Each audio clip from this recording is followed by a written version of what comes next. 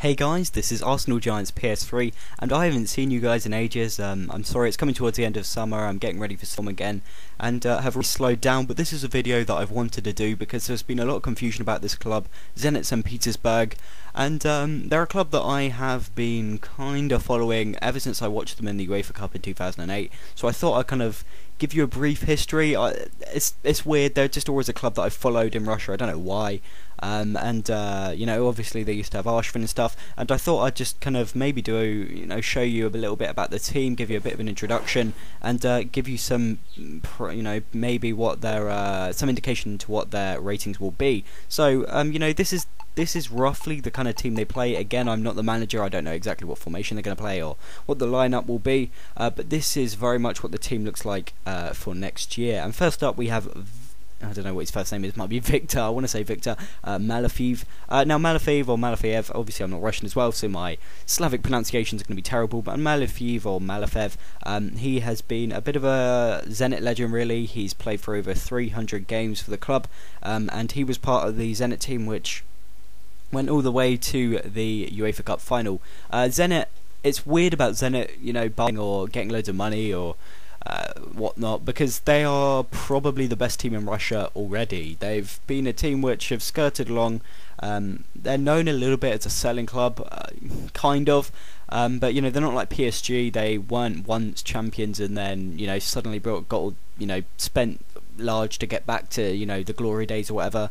They're not like Man City. They haven't come up from a tiny small foundations, or Chelsea, and built themselves into a massive club. They've always been quite a big club. St. Petersburg is a very important city in Russia. Zenit basically means anti-aircraft gunners. It was one of those teams which really built up after World War II, and they are a very, very famous club. So the fact that they've got money is almost like Manchester United having money, if you know what I mean. But the fact that they are already the best team in Russia but expanding is kind of an indication that they've spent big to do well in the Champions League. They won the Russian Premier League last year, and they won in 2010, so they are by no means a club which is struggling in its own league. They have loads of great players already, and this is very, very much kind of them, again, just really stating intentions to do well in Europe. They've been a team which has a pretty decent European history. They won the UEFA Cup in 2008, and the Super Cup over Manchester United in 2008 as well, and they are very, very much a team which strive just to break through into the Champions League elite, and I think the signings they've made have given indications. So I'm going to skirt through. Again, these ratings are not definite, but they did have a good season last year, but I'm just going to point out probably their best players. So first up we have Bruno Alves here.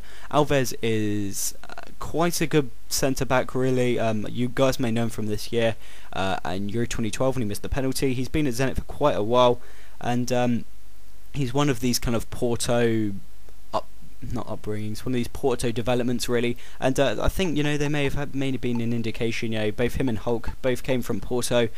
They're both players which have been built up by Porto, and I think that could have been an indication. I don't know, maybe Bruno Alves knew Hulk from their time there, but he is a very, very solid centre back, not quite world class, but I mean the fact that he starts for Portugal, and he did pretty well for Portugal anyway, kind of shows that he is a very decent, a very strong player, and I don't know whether he'll be one of the pacier players. Hubacon is just a very fast centre back. He kind of used to play left back, I think, but they converted him over Lumberts, who had an injury I think this season. Crescito, you guys may know him through manager mode or whatever. He's a very, very good left back, and he dropped out of the Italian team this year only because of some match fixing allegations. Denisov, one of the main players during the UEFA Cup 2008 run, he was a very, very good player. I think he scored in the final against Rangers, linked up with Arshavin. Shirokov, who is the Russian Chavi as he's sometimes known, he is a very, very classy player, scored a lovely goal for Russia at Euro 2012. He is one of those players which will sit back and can really pick a pass and dictate the play. I think I mentioned him during my my Russia Euro 2012 video. He is a very, very solid player and a very talented player, and he should be a pretty decent player if he gets the passing stats on FIFA 13. Next up we have Hulk. Obviously all you guys know Hulk. Hulk is a sublime player really, but he's one of those ones which sometimes struggles to find his feet, if that makes sense. He sometimes can't quite find the foundations for his game and kind of like leak out on the right hand side. You don't see too much of him, but he is a decent player, and 30 million is quite cheap considering Porto valued him at 80 million. Obviously Zenit did a good bit of business there bringing him in. Next up we have Axel Witsel. Axel Witsel.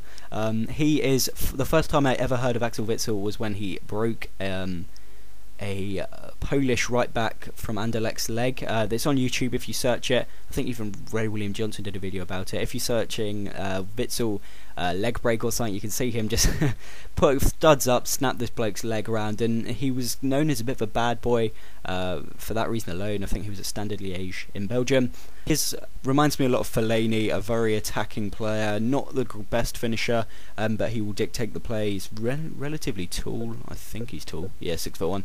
He's relatively tall, and he's a classy player definitely, and he's one for the future. And I think if Zenit do well in the Champions League, then this could be a very good starting board for him. Next up we have Danny, a relatively good player for Zenit. Not had the best history with Zenit, but he is a very classy player. I don't know how good he is, because the problem with being in the Russian league is you can't really match them up against other players, because it's hard to see how they would adapt. But he is a very good player. And next up we have Kurtzkov. Had a very tough Euro 2012, missed a lot of chances, but he is no doubt quite a decent striker. 44 goals in 66 games for Zenit since 2010. It really does speak for itself.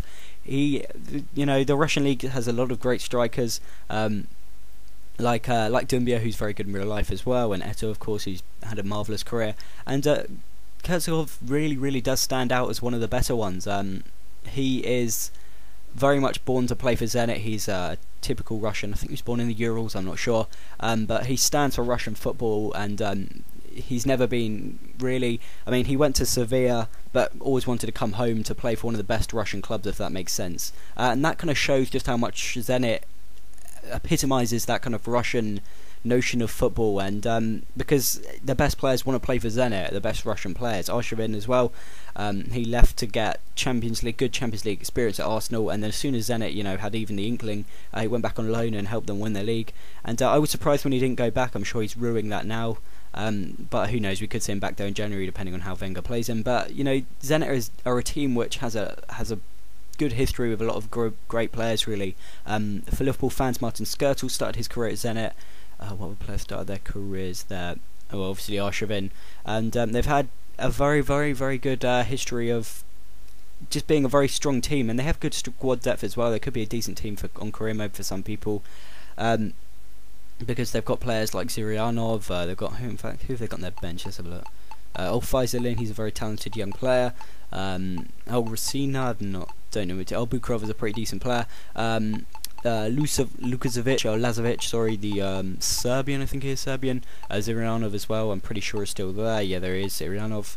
Oles Lankovic. They're a team. Bistro with all that bare pace. They're a team which is renowned for being strong, quite quintessentially Russian. For that reason, they have. Some people do accuse them of being slightly too ethnically. I don't know how to say that lightly. They're a team which, they're very Russian. They are. I don't know what club you could really epitomise them with in England, but they are very much a team which have built on a strong history. They're not an upstart team like, say, Manchester City or Chelsea. And there are some tenuous links really. They are sponsored by a Gazprom, I don't know how you say it, the Russian oil company, who also coincidentally sponsor UEFA. But they are just they're a team to watch out for. I think next season they could be a force. They did have a decent Champions League run this year. They do have a decent European history. They do have a very good Russian league history. And if they really do get off the ground, I think that we could see them being a force in European football. So that's just a brief kind of outline and introduction, I guess, to Zenit St. Petersburg. A very interesting club. If you ever, I had no childhood, so I used to like really look into clubs. They're an interesting club if you want to read up about them, and yeah, that is Zenit St. Petersburg, and I hope they do pretty well in the Champions League, because otherwise they're going to look like kind of fools for that 70 million or whatever the hell they spent on two players not working out for them. But you know, they are a good team, and I think they should do pretty well. So thanks guys for watching, and I will be doing a Newcastle predicted player ratings or whatever soon. But also, I want to know what other European clubs would you like me to include in this series. So thanks guys for watching, and I will see you guys later.